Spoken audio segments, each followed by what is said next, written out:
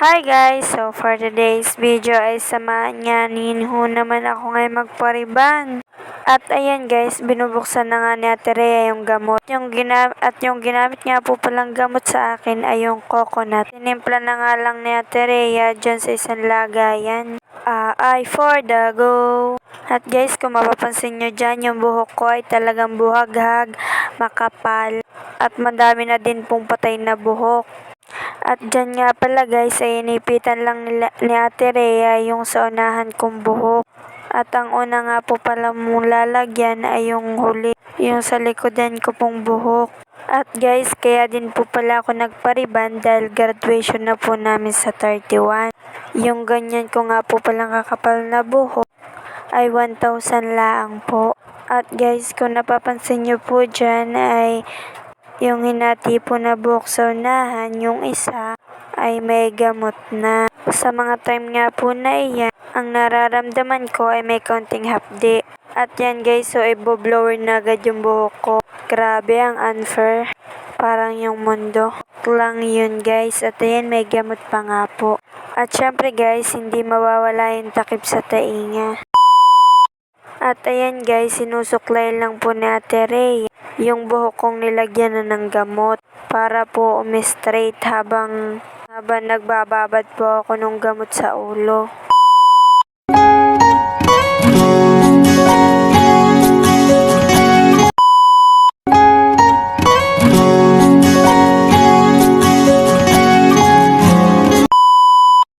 After 2 hours!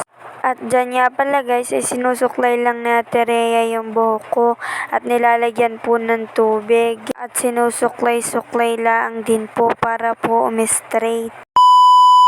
At ayan guys, pagkatapos po suklayin yung buhok ko at basahin ng kaunting tubig, ay nag-video lang po ako para ipakita po sa inyo yung kulay puting gamot. See you later! At sa mga time na nga po na yan ay babanlawan na po yung aking ulo. Naglagay na lang din po ako ng ipit para hindi po mabasa yung buhok ko. At ayan na nga po pala guys, nabanlawan na po yung buhok ko at nabasa nga yung damit ko kahit inipitan ko. Ay for the go! At pagkatapos nga po banlawan ay i-blower na din po.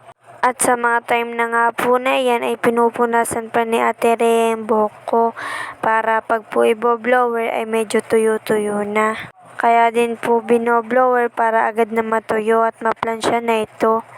At para din po malagyan na ng second na gamot. At guys, sa second na gamot po pala hindi ko na nabidyuhan dahil lobat na nga po yung cellphone kong pang video dyan. Nagsimula po pala kami dyan ay magwawan, tas natapos po kami ay 10 ng gabi. At ayan nga po pala yung gagamitin sa aking pang blower.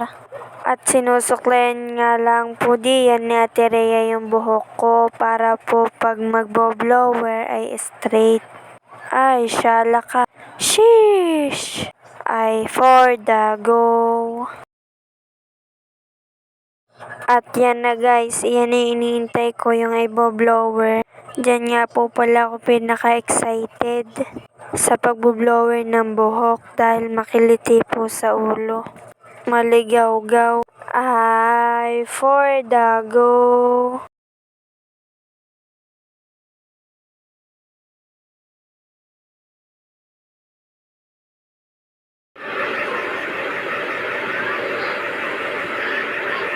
At tuyo-tuyo na nga po pala diyan yung buhok ko.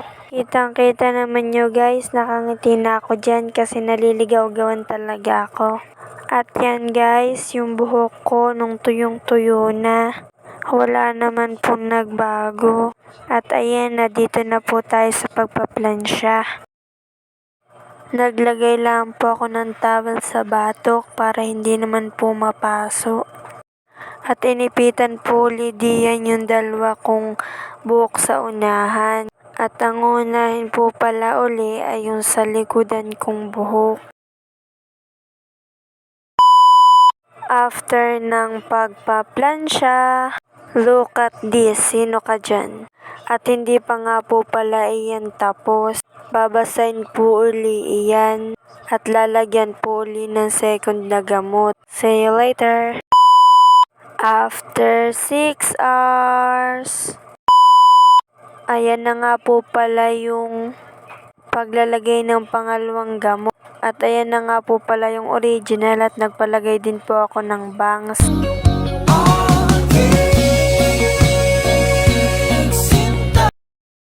O siya, dito na po. Bye, love you.